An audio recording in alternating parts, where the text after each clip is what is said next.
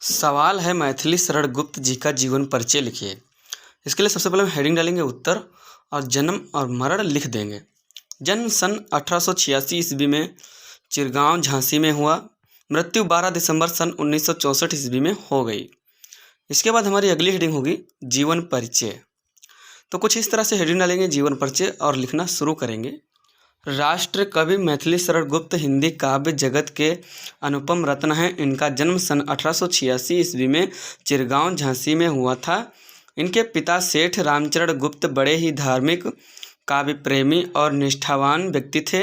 पिता के संस्कार पुत्र को पूरी तरह प्राप्त थे। बाल्यावस्था में ही एक छप्पर की रचना कर इन्होंने अपने पिता से सुकवि होने का आशीर्वाद प्राप्त किया था। इनकी शिक्षा का विधिवत प्रबंध घर पर ही किया गया, जहां इन्होंने अंग्रेजी, संस्कृत और हिंदी का अध्ययन किया। इनकी प्रारंभिक रचनाएं कलकत्ता से प्रकाशित होने वाले वैश्योपकारक पत्र में छपती थी।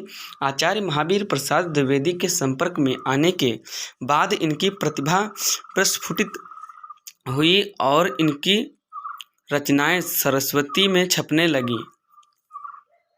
साकेत महाकाव्य के सृजन पर इनको हिंदी साहित्य सम्मेलन द्वारा मंगला प्रसाद पारितोषिक से सम्मानित किया गया। इनकी साहित्यिक उपलब्धियों के कारण ही आगरा तथा इलाहाबाद विश्वविद्यालय द्वारा इनको डी.लिट की मानद उपाधि से विभूषित किया गया था। इनकी साहित्य सेवा के कारण ही भारत सरकार ने इन्हें पद्म भूषण से सम्मानित किया था। ये राज्यसभा के लिए 2 बार मनोनीत किए गए।